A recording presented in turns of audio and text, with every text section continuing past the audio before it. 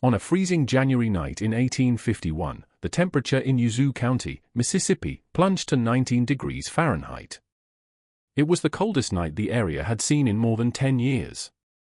The Yazoo River, usually a slow-moving ribbon of brown water winding through the delta's cotton fields, had started to freeze at its banks. In the darkness, thin sheets of ice formed, cracking and groaning. That night, a 13-year-old enslaved boy named Samuel stood at the edge of a ravine, looking down at a sight that would alter his life completely. Below him, partly submerged in the icy water, lay a shattered carriage. The horses had already drowned, and trapped under the wreckage, bleeding from a head wound and screaming for help, was the man Samuel hated most in the world. His name was Silas Crawford. He was 47 years old, one of the most prosperous slave traders in the Mississippi Delta. And 3 years before, he had torn Samuel's mother from his arms and sold her to a buyer in Louisiana. Samuel had dreamed of this moment. He had imagined it 1,000 times. He had seen himself standing over Crawford's dying body, watching the life leave his eyes, feeling the satisfaction of justice at last. But now that the moment was here, Samuel felt something unexpected. He felt nothing. Welcome to the channel, Stories of Slavery. Today's story takes us to 1859 and follows a black boy who did something no one could understand at first. He saved the very man who had sold his mother. What happened next didn't just surprise people. It shocked everyone and uncovered a truth many tried to keep hidden. This is a difficult and intense story. So, take a moment, breathe, and listen closely. Before we start, make sure to subscribe to the channel and write in the comments which city and country you're listening from. Your participation helps keep these stories remembered, not buried. Let's begin. And in that emptiness, he heard his mother's voice, the last word she ever spoke to him as Crawford's men dragged her toward the iron wagon. She had looked back at her son, tears streaming down her face. And she had said 7 words Samuel would never forget. "Don't let the hatred destroy you, son." Samuel stood at the edge of that ravine for exactly 12 seconds. He counted them, and then he made a decision that defied every instinct in his body. He climbed down into the freezing water and saved the life of the man who had destroyed his family. This is the true story of what happened next. To understand why Samuel made the choice he did, you need to understand where he came from. And to understand that, you need to know what life was like for enslaved people in Mississippi in the years before the Civil War. By 1851, Mississippi had become the 5th largest cotton-producing state in America. The whole economy of the region was built on the backs of enslaved black people, who worked the fields from sunrise to sunset, 6 days a week, 52 weeks a year. The port of Natchez, on the Mississippi River near the Louisiana border, had grown into one of the biggest slave trading centers in the entire South. It was estimated that between 1830 and 1860, more than 1 million enslaved people were sold through markets in Natchez, New Orleans, and the surrounding areas. Samuel was born on the Blackwood Plantation in Adams County, just 12 miles north of Natchez, in the spring of 1838. His mother, Ruth, was 22 years old when she had him. His father was a field hand named Joseph, who had been sold to a plantation in Alabama when Samuel was only 2. Samuel had no memory of his father. The only parent he ever knew was his mother. Ruth worked in the kitchen of the main house. She was known all over Adams County as the finest cook in the region. Plantation owners from as far away as Vicksburg would visit the Blackwood estate just to taste her food. She could take the simplest ingredients and turn them into something extraordinary. Cornmeal and pork fat became fluffy biscuits that melted on the tongue. Tough cuts of meat became tender stews that warmed the soul. Her pecan pie was so famous that Mrs. Blackwood once entered it in a county fair under her own name and won first prize. But Ruth's skill in the kitchen wasn't the only thing that made her valuable to the Blackwood family. She was also beautiful. She had smooth dark skin, high cheekbones, and eyes that seemed to hold a quiet fire. And in the world of the antebellum South, a beautiful enslaved woman was both an asset and a target. The Blackwood family had 4 people. There was William Blackwood, the patriarch, a 63-year-old man who had inherited the plantation from his father and had spent his whole life growing cotton and building wealth. There was Margaret Blackwood, his wife, a stern woman from a prominent Virginia family who ran the household with an iron fist. There was Elizabeth, their daughter, a quiet 19-year-old who spent most of her time reading novels and playing the piano. And then there was Thomas. Thomas Blackwood was 24 years old in 1848, the year everything changed. He was the only son, the heir to the entire Blackwood fortune, and he had grown up believing the world existed to serve his desires. He had been educated at the University of Virginia, where he developed a taste for whiskey, gambling, and women. He returned to Mississippi after graduation with debts his father quietly paid and habits his father quietly ignored. Thomas noticed Ruth the way a predator notices prey. It started with small things. He would find reasons to visit the kitchen when she was working alone. He would stand too close when she served meals. He would make comments about her appearance that made the other house servants uneasy. Ruth knew what was happening. She had seen it happen to other women on other plantations. She knew enslaved women had no legal right to refuse the advances of white men. She knew resistance often led to punishment, sale, or worse. But Ruth was not like other women. She had a spirit that could not be broken, and she had a son to protect. On the night of September 7, 1848, Thomas Blackwood came to the kitchen after midnight. He had been drinking. His breath smelled like bourbon, and his eyes had that glazed, hungry look Ruth had learned to fear. The other servants had gone to their quarters. Samuel was asleep in the small room behind the pantry where he and his mother lived. Thomas locked the kitchen door behind him. What happened next was something Ruth never spoke about in detail. But when Samuel woke to the sound of crashing pots and his mother's screams, he ran into the kitchen to find Thomas Blackwood on the floor clutching his face, blood pouring between his fingers.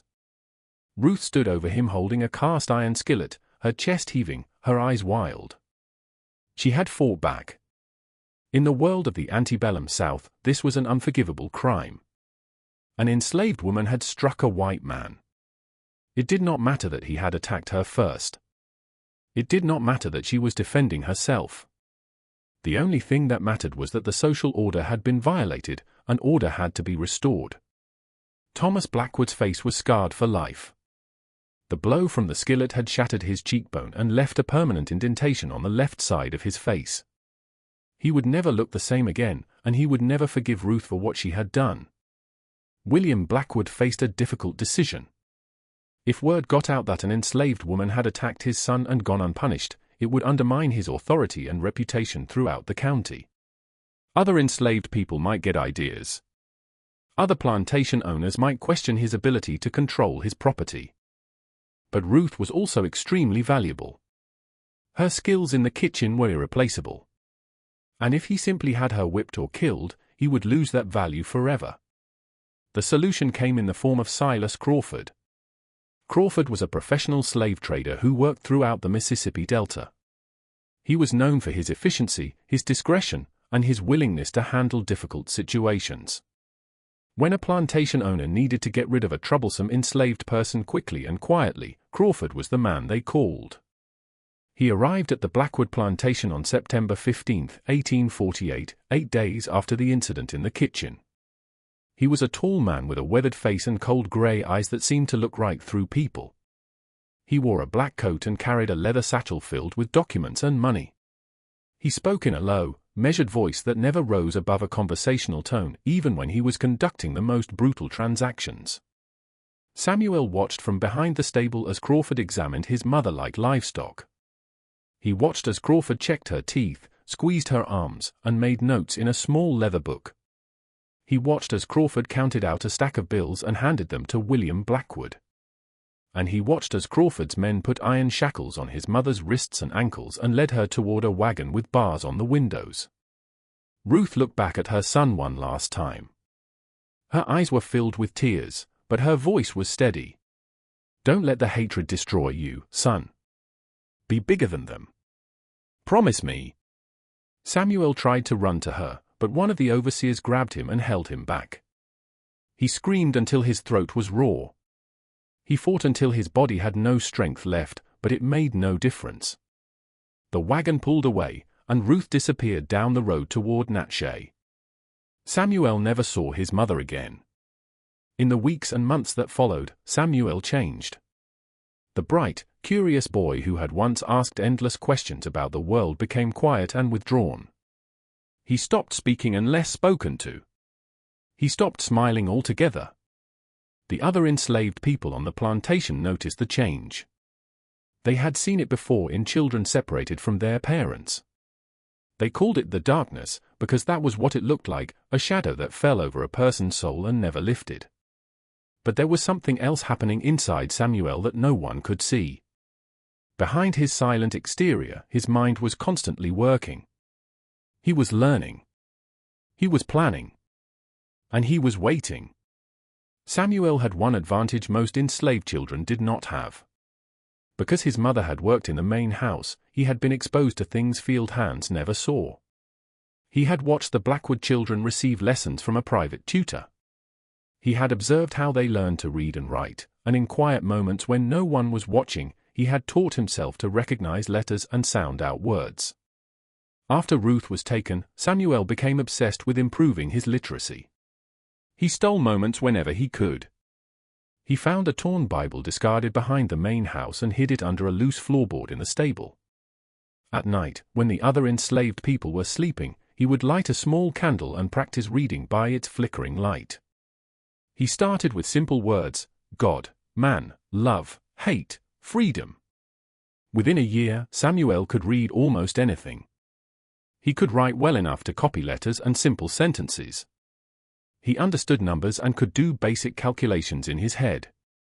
None of the white people on the plantation knew any of this. To them, he was just another enslaved boy, property to be used and discarded as needed. But Samuel knew something they did not. Knowledge was power. And one day he would use that power to find his mother and make Silas Crawford pay for what he had done. The opportunity came on January 14, 1851. By then, Samuel was 13 years old. He had grown tall for his age, with strong shoulders from years of labor and those same quiet, watchful eyes his mother had. He had been assigned to work in the stables, caring for horses and maintaining equipment. It was relatively light work compared to the brutal conditions in the cotton fields. But Samuel knew his position was precarious.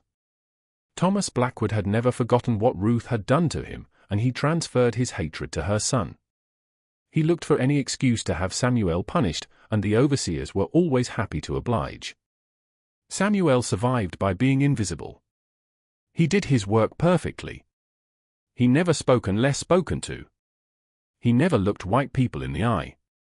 He became so unremarkable that most of the time the Blackwood family forgot he existed. But Samuel had not been idle during those 3 years. He had made connections. He had learned things. And he had become involved in something that would have gotten him killed if discovered.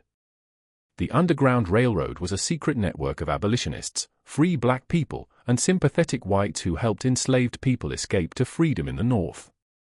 It was not an actual railroad, of course.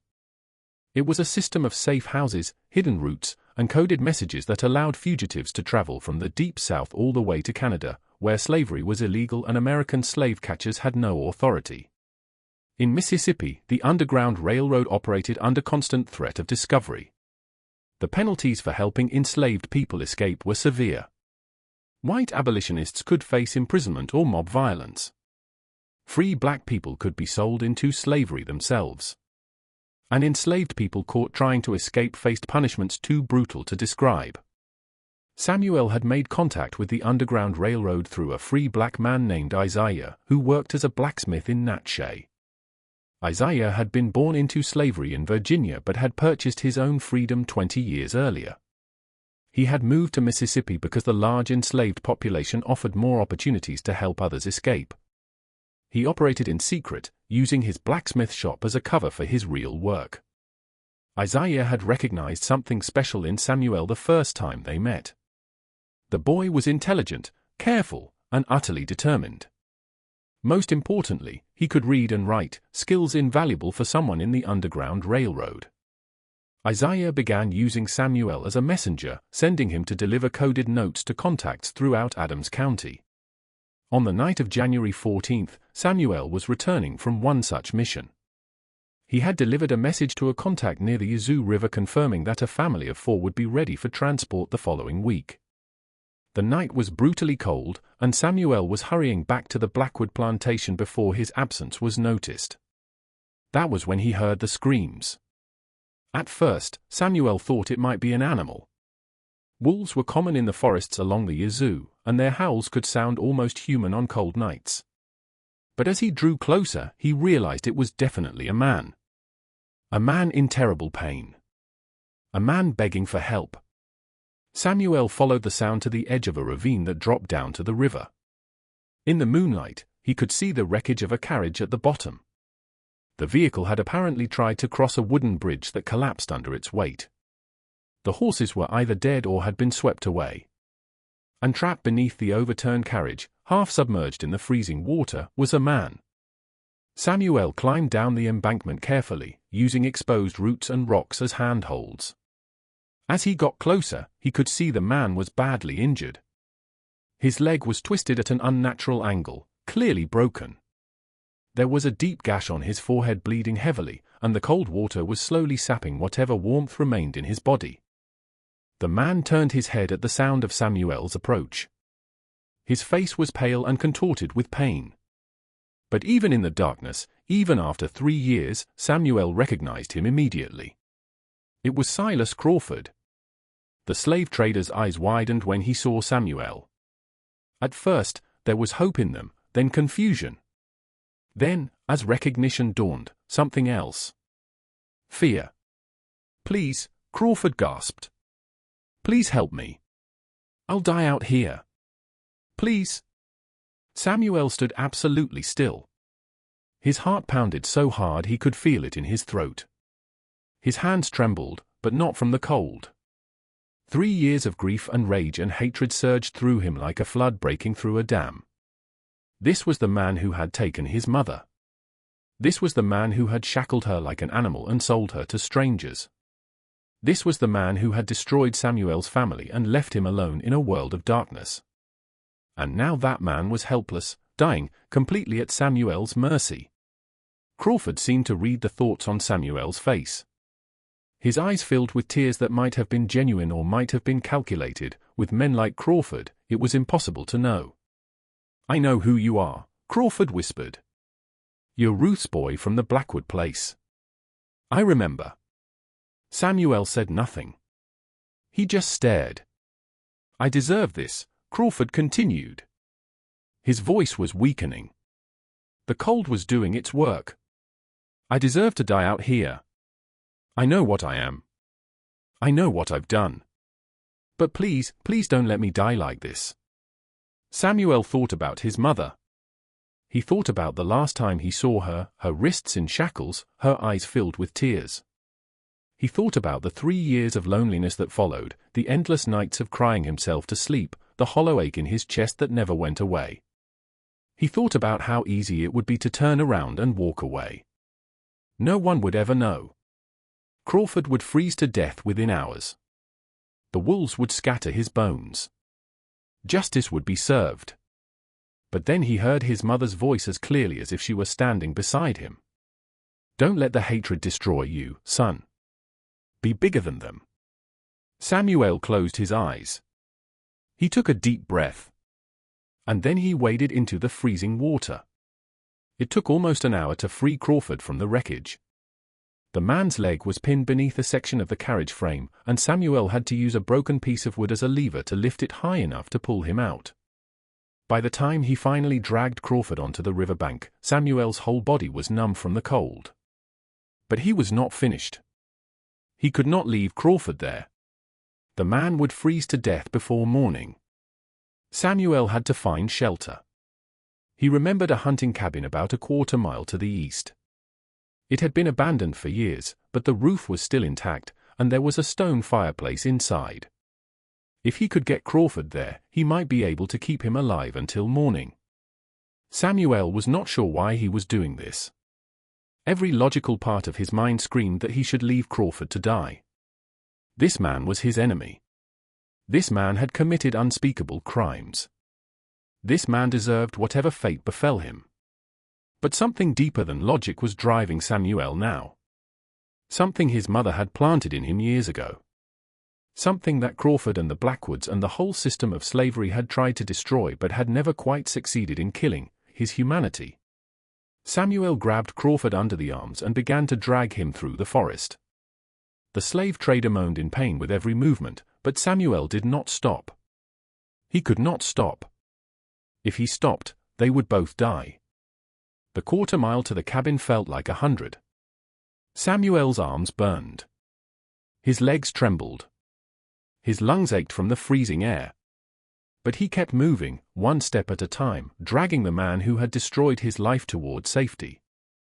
When they finally reached the cabin, Samuel kicked open the door and pulled Crawford inside. The interior was dark and dusty, filled with the debris of years of neglect, but the fireplace was clear, and there was dry wood stacked in the corner. Samuel worked quickly. He gathered the wood and arranged it in the fireplace. He found flint and steel in an old tin box on the mantel.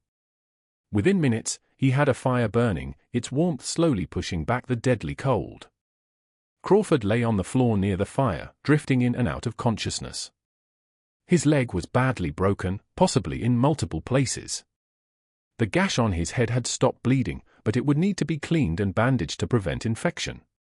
He was still dangerously cold, and his breathing was shallow and labored. Samuel found a pile of old blankets in the corner and covered Crawford with them.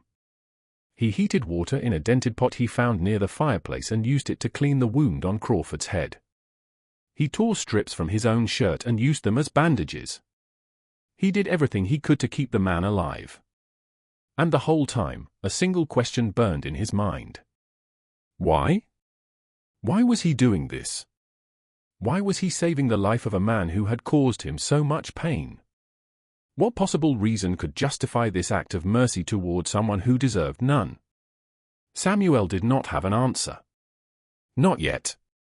But as the night wore on and the fire crackled in the hearth and Crawford's breathing slowly steadied, Samuel began to realize something. He was not doing this for Crawford.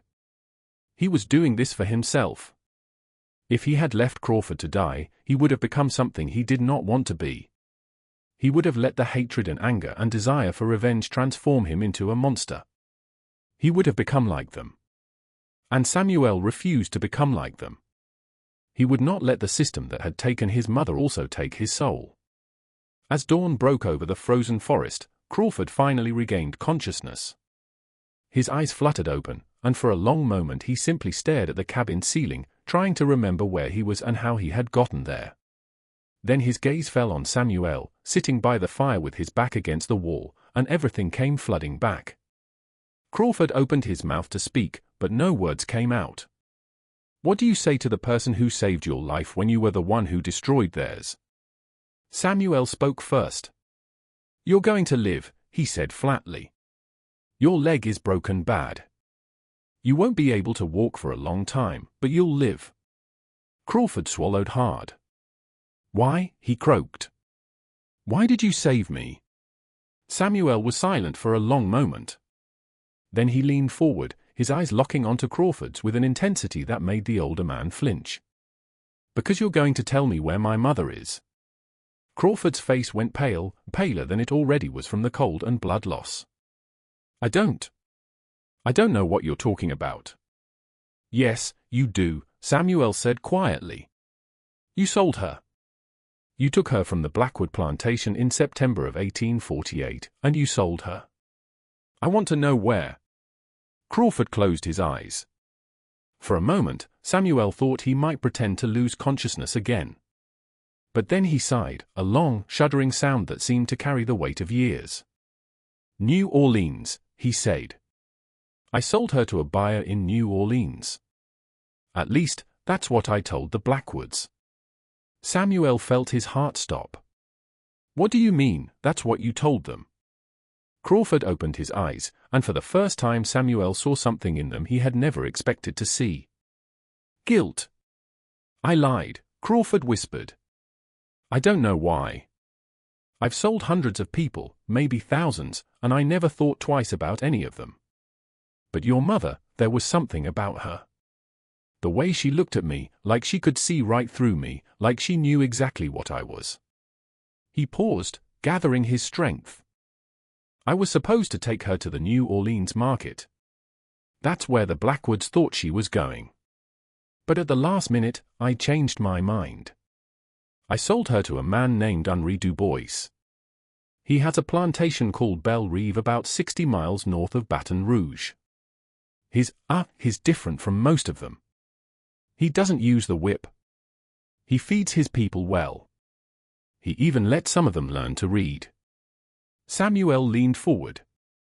You're telling me my mother might still be alive? Crawford nodded slowly. If she's anywhere, she's there. Belle Rive. Henri Dubois. I don't know why I did it. I've never done anything like it before or since. But I did. Samuel sat back against the wall, his mind racing.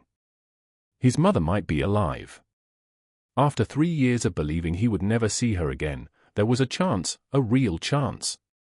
But he was not naive. He knew Crawford might be lying. He knew this could be a trick, a desperate attempt to gain his sympathy. He knew trusting this man could lead to disaster. And yet, something in Crawford's voice told Samuel he was telling the truth. The guilt in his eyes was too real to be faked. The shame in his voice was too deep to be manufactured.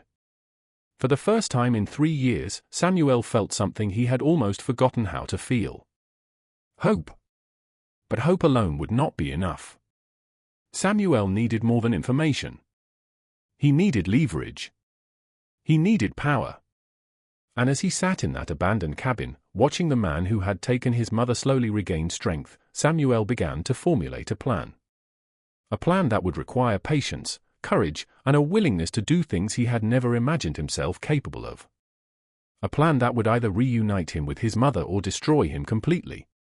Samuel made his choice. And nothing would ever be the same again. The first 3 days in that abandoned cabin were the strangest of Samuel's life. He was trapped in a wooden box with the man who had destroyed his family.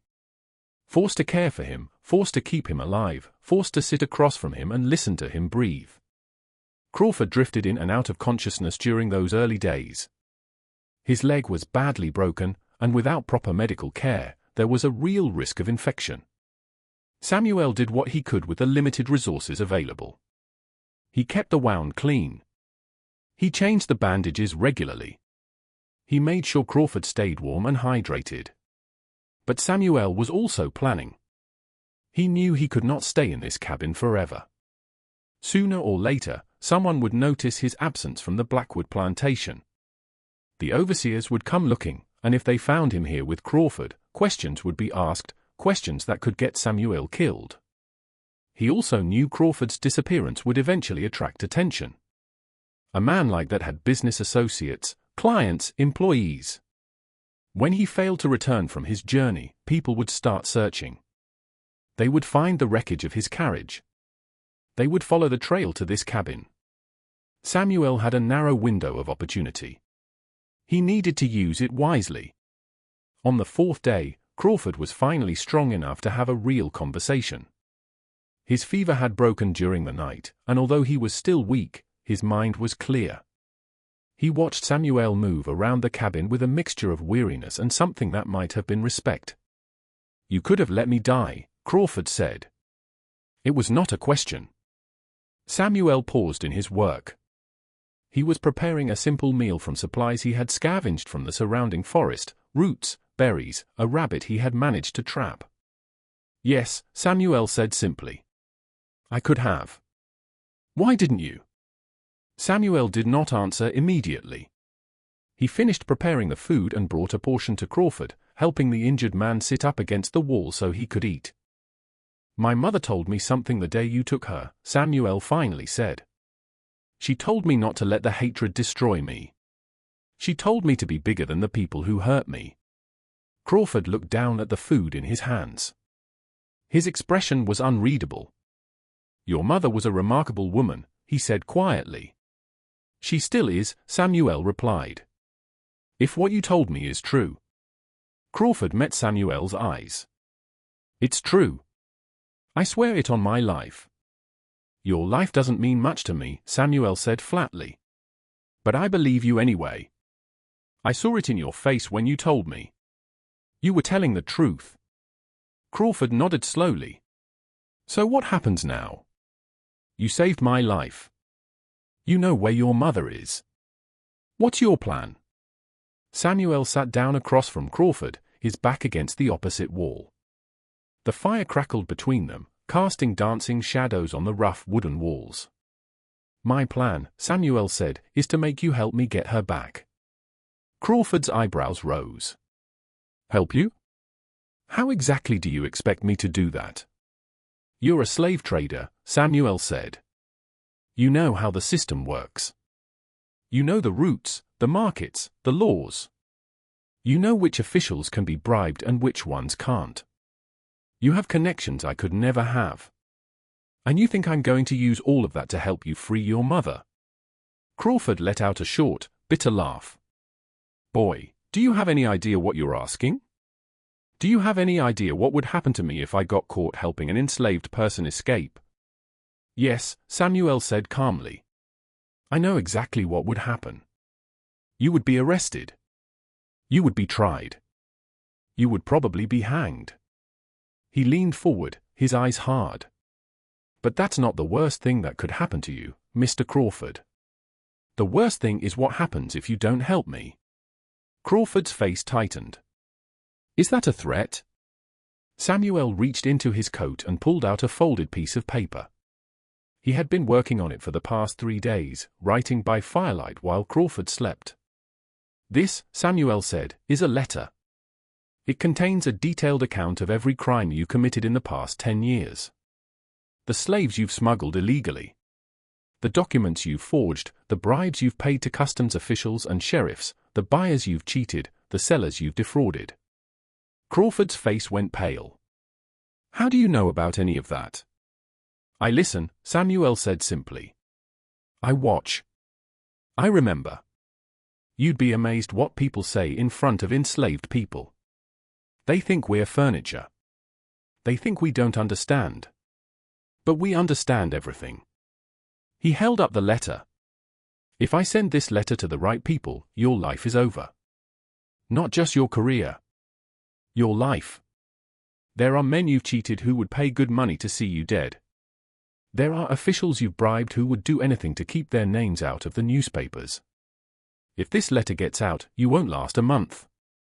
Crawford stared at the letter like it was a coiled snake. You're blackmailing me, he said slowly. Yes, Samuel replied. I am. A long silence stretched between them. The fire popped and hissed. Outside, the wind howled through the frozen trees.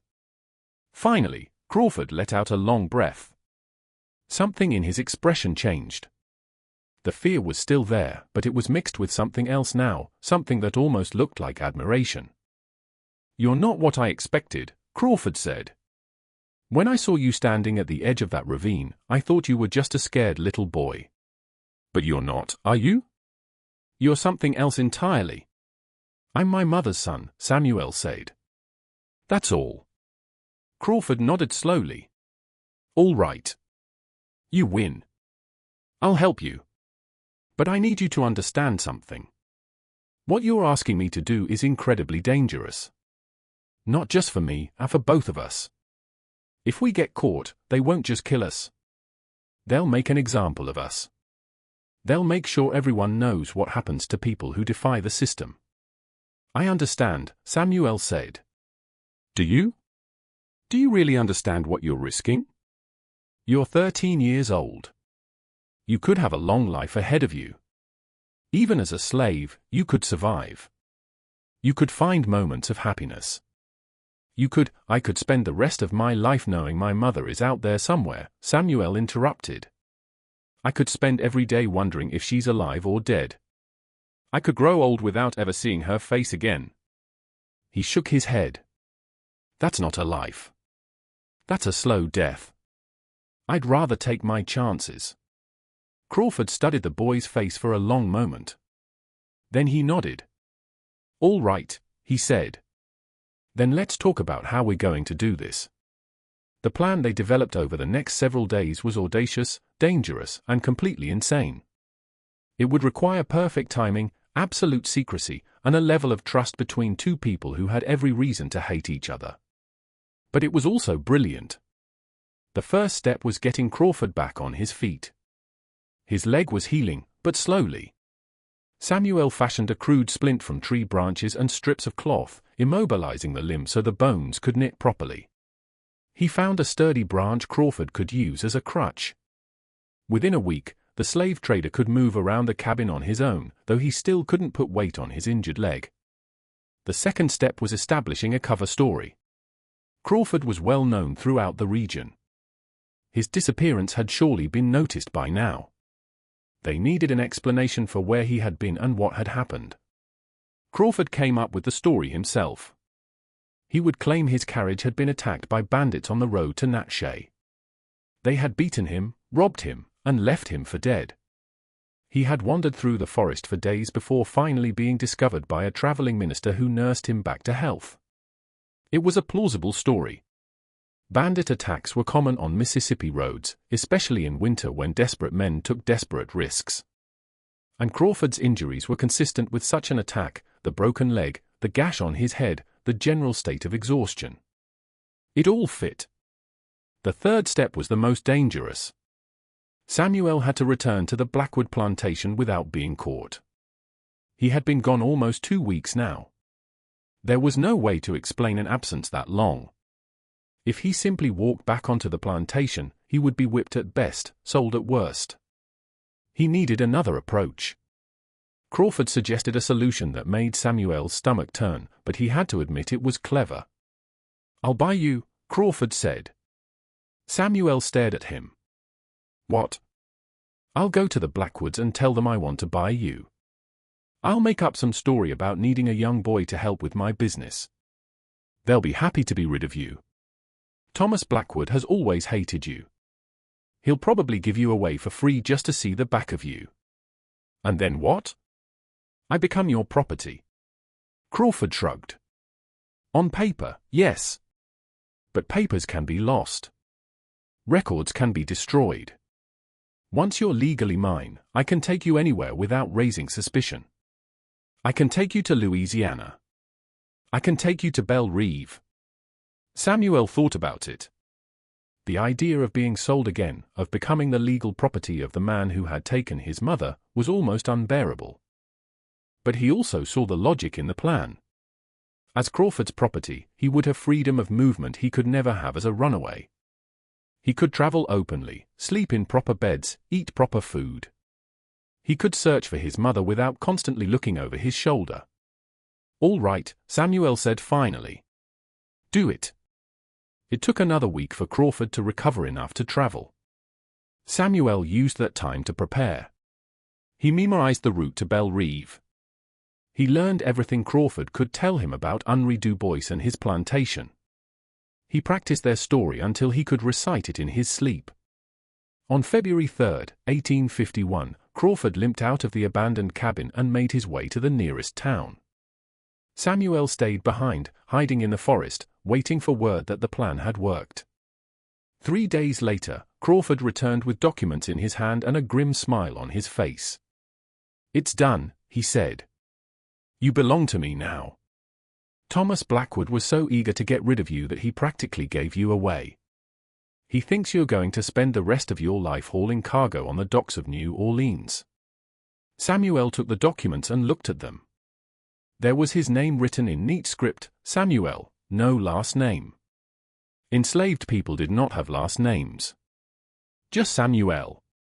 Age 13. Value, $75. $75.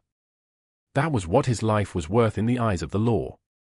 Samuel folded the documents and tucked them into his coat. "When do we leave?" he asked. "Tomorrow morning," Crawford replied.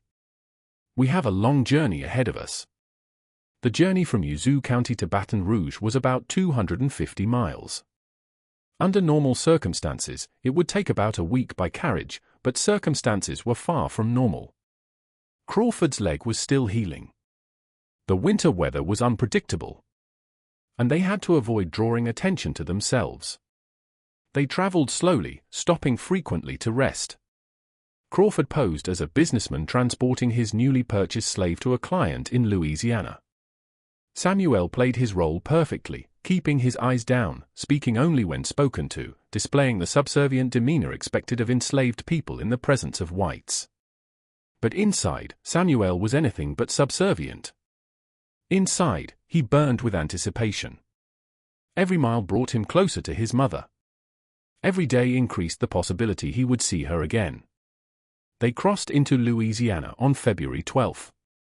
The landscape changed as they moved south. The frozen forests of Mississippi gave way to swamps and bayous thick with cypress trees draped in Spanish moss. The air grew warmer and more humid. The smell of decay and growth mingled in a scent unlike anything Samuel had ever experienced. Crawford knew the roads well. He had traveled them many times in his years as a slave trader. He knew which inns were safe and which asked too many questions. He knew which ferry crossings were monitored and which were not. He guided them through the Louisiana wilderness with the expertise of a man who had made a career of moving human cargo. As they traveled, Crawford talked. Perhaps guilt loosened his tongue. Or perhaps it was simply the strange intimacy of their situation. Whatever the reason, he began to share things with Samuel he had never shared with anyone. He told Samuel about his childhood in Virginia, growing up on a small farm that couldn't compete with the large plantations around it. He told him about his father, a bitter man who blamed everyone but himself for his failures. He told him about the day he left home at 16, determined to make something of himself in a world designed to keep men like him down. He told Samuel about his first job as an assistant to a slave trader in Richmond, how he had been horrified at first by the brutality of the business, how he had gradually become numb to it, how he had eventually embraced it as the only path to the wealth and status he craved. He told Samuel about the hundreds, maybe thousands, of people he had bought and sold over the years, men, women, children, families torn apart, lives destroyed. He told him about the nightmares that sometimes woke him in the middle of the night, the faces that haunted him, the screams echoing in his memory. "I know what I am," Crawford said one night as they sat around a small fire in the Louisiana swamp. "I know what I've done. There's no redemption for a man like me. No forgiveness. I've sold my soul 100 times over, and there's no buying it back." Samuel listened without comment. He did not feel sympathy for Crawford.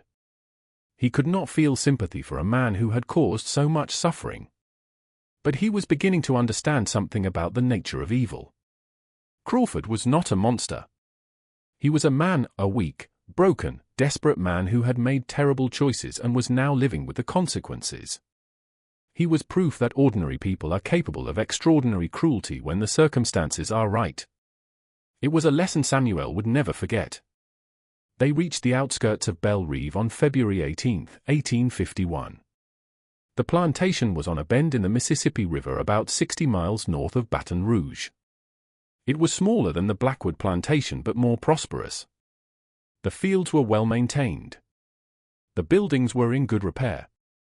And the enslaved people working the land looked healthier and better fed than any Samuel had seen in Mississippi. Crawford stopped the carriage at the edge of the property and turned to Samuel. "This is as far as I go," he said. "Henri Du Bois knows me. If he sees me here, he'll ask questions I can't answer." Samuel nodded. "What do I do now?" "You wait until nightfall. Then you make your way to the slave quarters and find your mother. Once you've found her, come back here. I'll be waiting." Samuel looked at Crawford with suspicion. "How do I know you won't just leave?" Crawford sighed. "You don't. But think about it. If I leave now, you still have that letter. You can still destroy me. My only chance of getting out of this alive is to help you succeed. So no, I won't leave. I'll be right here when you get back." Samuel considered this. It made sense. Crawford was many things, but he was not stupid. He knew his survival depended on Samuel's goodwill. "All right," Samuel said. "I'll be back before dawn." He slipped out of the carriage and disappeared into the gathering darkness. The Belle Reve slave quarters were about a quarter-mile from the main house, hidden behind a grove of oak trees. There were 12 small cabins arranged in 2 neat rows, each housing multiple families. Unlike the cramped, dilapidated shacks of the Blackwood plantation, these cabins were solidly built with proper roofs, real floors, and windows that could be opened for fresh air. Samuel crept through the shadows, moving from tree to tree, staying out of sight. He had no idea which cabin his mother might be in. He had no way of knowing if she was even still here. 3 years was a long time. Anything could have happened. He waited until the plantation had gone quiet, until the last lights in the main house were out, and the only sounds were crickets chirping and frogs croaking in the distance. Then he approached the nearest cabin and peered through the window. Inside, he saw a family sleeping on straw pallets, a man, a woman, 3 children. None was his mother. He moved to the next cabin, and the next, and the next. At the 7th cabin, Samuel found what he was looking for. She was sitting by the fire alone, mending a torn piece of clothing by flickering light. Her hair had more gray than Samuel remembered, and there were new lines on her face. But it was her. Definitely her. His mother, Ruth. Alive. Samuel's heart hammered in his chest. His eyes filled with tears. He quickly blinked away. He had imagined this moment so many times, but now that it was here, he did not know what to do. Part of him wanted to burst through the door and throw his arms around her. Part of him was terrified that if he moved, the vision would disappear and he would wake up back in Mississippi, alone and motherless. He took a deep breath and knocked softly on the door. Ruth looked up, startled. She set aside her mending and rose to her feet, moving toward the door with the caution of someone who had learned to be wary of unexpected visitors at night. "Who's there?" she called softly. Samuel's voice caught in his throat. For a moment, he could not speak. Then, with an effort that felt like lifting a mountain, he forced the words out. "It's me, Mama. It's Samuel." Silence. A long, terrible silence that seemed to stretch on forever. Then the door flew open, and Ruth stood there, her eyes wide, her hand pressed to her mouth, tears streaming down her face. "Samuel," she whispered. "My Samuel." He nodded, unable to speak, unable to do anything but stand there and look at the woman he thought he would never see again. Ruth let out a sound that was half sob, half laugh. She grabbed Samuel and pulled him into her arms, holding him so tightly he could barely breathe. He could feel her body shaking with emotion. He could feel her tears soaking into his shoulder. He could smell the familiar scent of her skin, a scent he had never forgotten, despite the years apart. "My baby," she kept saying over and over. "My baby, my baby, my baby." They stood there a long time, holding each other, crying together, making up for 3 years of separation in a single embrace. When they finally pulled apart, Ruth cupped Samuel's face in her hands and studied him with wonder. "Look at you," she said. "You've grown so tall. You're almost a man now." "I came to find you, Mama," Samuel said. "I came to take you home." Ruth's expression flickered. A shadow of fear crossed her face. "Take me home?" "Samuel, what are you talking about? How did you even get here? How did you find me?" Samuel told her everything. He told her about the night he saved Crawford's life, about the deal they had made, about the journey from Mississippi to Louisiana. He told her about the letter he was holding over Crawford's head, about the plan to escape together, about the route north the Underground Railroad had prepared. Ruth listened in silence, her eyes growing wider with each revelation. When Samuel finished, she shook her head slowly. "You did all this," she said. "You did all this for me. I would have done anything for you, Mama. Anything." Ruth pulled him close again, holding him tightly. "My brave boy," she murmured. "My brave, foolish, wonderful boy." They talked through the night, speaking softly so as not to wake the others in the cabin. Ruth told Samuel about her life at Belle Reve, about the relatively humane conditions under Henri du Bois, about the small garden she had been allowed to cultivate and the friendships she had formed with other enslaved people on the plantation. But she also told him about the constant fear that never went away, the knowledge that everything could change in an instant, the understanding that no matter how kind Du Bois might be, she was still property, still subject to his whims, still liable to be sold or punished or killed at any moment. "I've dreamed of freedom every single day since they took me from you," Ruth said. "But I never thought it could actually happen. I never thought I would see you again." "It's happening, Mama," Samuel said. "We're leaving tonight. Crawford is waiting for us at the edge of the property. We'll travel by night and hide by day. We'll follow the river north until we reach the contact points Isaiah told me about. It will take weeks, maybe months, but we'll make it. I know we will." Ruth looked at her son with a mixture of pride and fear. "You really believe that? You really believe we can escape?" "I believe we have to try," Samuel said. "I believe that if we don't try, we're already dead. We're just waiting for our bodies to catch up with our spirits." Ruth was silent a long moment. Then she nodded slowly. "You're right," she said. "You're absolutely right. Let's go." They gathered Ruth's few possessions, a change of clothes, a small knife, a piece of cornbread wrapped in cloth. It wasn't much, but it was all she had. As they slipped out of the cabin and made their way toward the edge of the property, Samuel felt a strange mix of emotions. Fear, certainly. Excitement, definitely. But also something else, something that took him a while to identify. It was joy. Pure, unadulterated joy. For the first time in 3 years, Samuel felt alive. They found Crawford exactly where he had promised to be, waiting in the carriage at the edge of the property.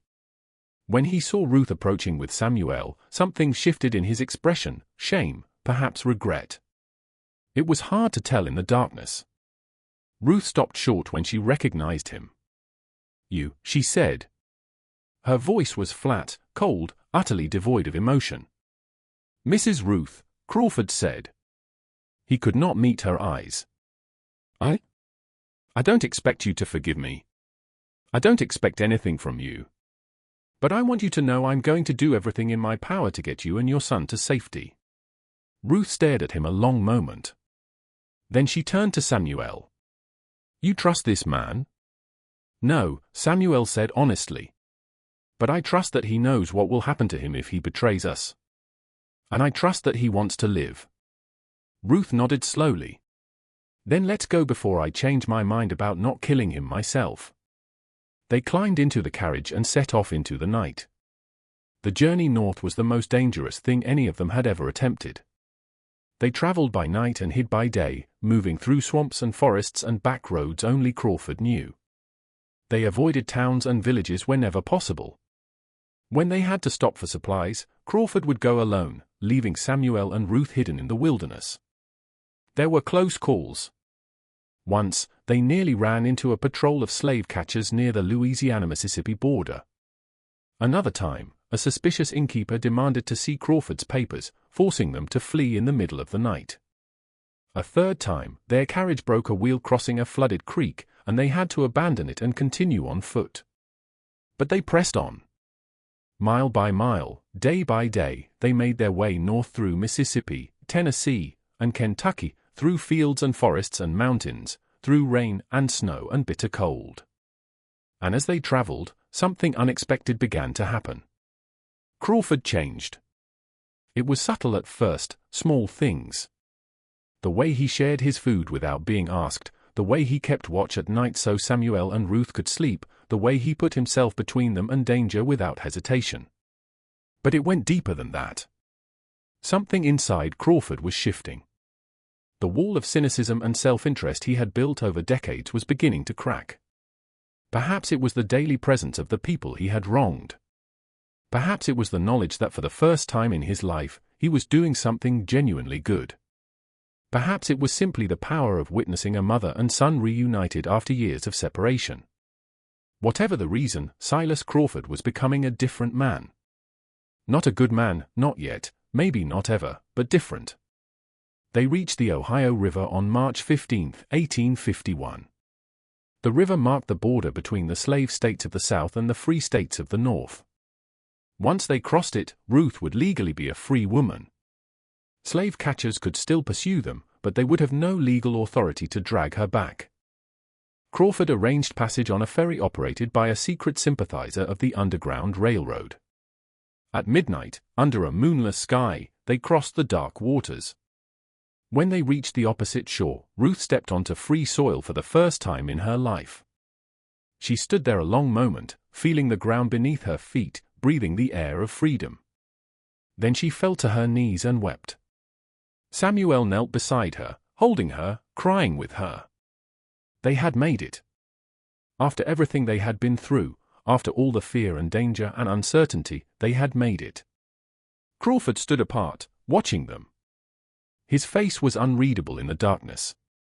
When Ruth finally rose to her feet, she walked over to Crawford and stood before him. For a long moment, she simply looked at him. Then she did something that shocked everyone, including herself. She extended her hand. "I will never forgive you for what you did to me," she said quietly. "I will never forget the pain you caused. But I recognize that you have tried to make amends, and I thank you for helping to bring my son back to me." Crawford looked at her hand. Then slowly, he reached out and took it. "I don't deserve your thanks," he said. "I don't deserve anything from you. But I give you my word I will spend the rest of my life trying to undo the harm I've caused." Ruth nodded once. Then she released his hand and turned away. The journey was not over. They still had to reach Canada, where they would be truly safe from slave catchers. But the hardest part was behind them. They were free. They traveled another 6 weeks, moving through Ohio, Pennsylvania, and New York. They were helped along the way by a network of abolitionists and free black communities who provided shelter, food, and guidance. Finally, on April 28, 1851, they crossed the border into Canada. Ruth and Samuel settled in a small community near Toronto called the Dawn Settlement. It had been established specifically for fugitive slaves, and it offered something neither had ever experienced before, a chance to build a life of their own. Samuel enrolled in the settlement school, one of the few places in North America where black children could receive a proper education. He discovered he had a gift for learning. Within 2 years, he was helping teach younger students. He studied history, mathematics, literature, science. He devoured books with a hunger that could never be satisfied. Ruth opened a small bakery, using the culinary skills that had once made her the most valuable cook in Adams County, Mississippi. Her pecan pies became famous throughout the region, and her shop became a gathering place for the community. They were not rich. They were not powerful. But they were free. And that was everything. Crawford did not come with them to Canada. At the Ohio border, he announced his intention to return south. "There's more I can do down there," he said. "More people I can help. More damage I can undo." Samuel was skeptical. "You're going to become an abolitionist? You, of all people?" Crawford smiled grimly. "I'm going to become whatever I need to become. I have money. I have connections. I have knowledge of how the system works. I can use all of that to undermine it from within." "They'll kill you if they find out," Ruth said. "Probably," Crawford agreed. "But I've lived a long life, longer than I deserved. If I can use whatever time I have left to do some good, then maybe I can die knowing I wasn't completely worthless." He turned to Samuel and held out his hand. "You saved my life," he said.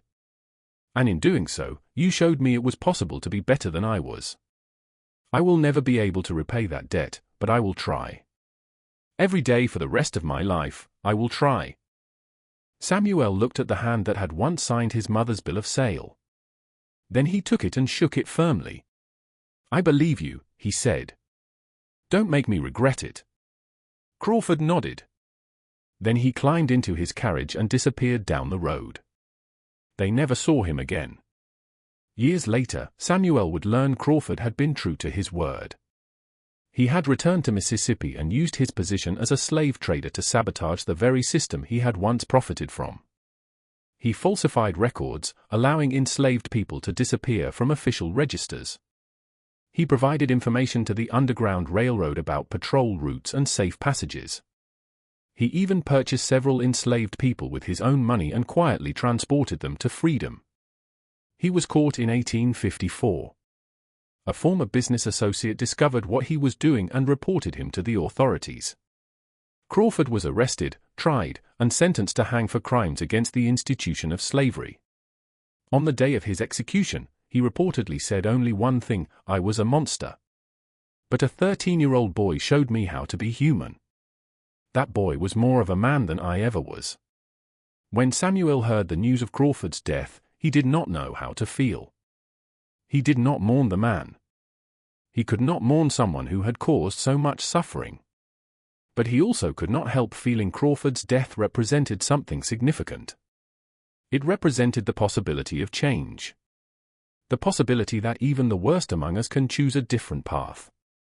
The possibility that redemption, while never guaranteed and never complete, is always available to those who truly seek it. Samuel became a teacher. He spent the next 40 years educating black children in Canada and, after the Civil War, in the United States.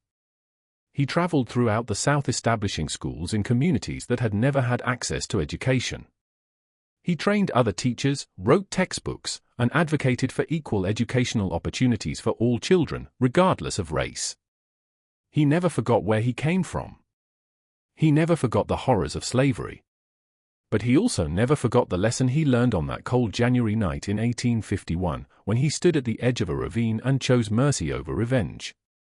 The greatest victory over your enemies, he would tell his students, is not to destroy them.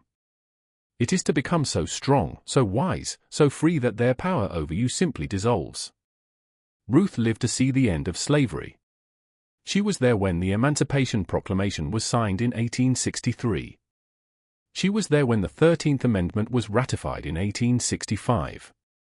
She was there when her son returned to Mississippi for the first time since his escape, walking through the ruins of the Blackwood plantation as a free man.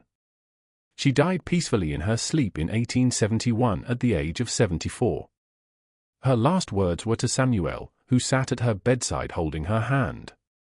"You were bigger than all of them," she whispered. "Just like I always knew you would be." Samuel lived until 1903. He was buried in a small cemetery in Mississippi, not far from where he was born. His headstone bore a simple inscription he had chosen himself: "I was my mother's son." That was enough. This is the story of a boy who saved the man who destroyed his family. It is a story about hatred and love, revenge and forgiveness, cruelty and compassion. It is a story about the worst and the best of human nature, often existing in the same heart. But most of all, it is a story about choice. Samuel could have let Crawford die that night. He would have been justified. He would have been within his rights. No one would have blamed him. But he chose differently. He chose to save a life instead of taking one. He chose to build instead of destroy. He chose to be bigger than the hatred the world had poured into him. And that choice made all the difference. It gave him back his mother. It gave him his freedom. It gave him a life of purpose and meaning. It even, in a strange way, gave Crawford a chance at redemption. One choice. One moment of mercy.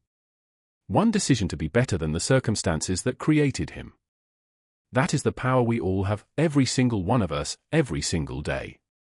The power to choose who we want to be. Samuel chose well. And his choice echoes through history, reminding us that even in the darkest times, even in the face of the greatest evil, the light of humanity can still shine.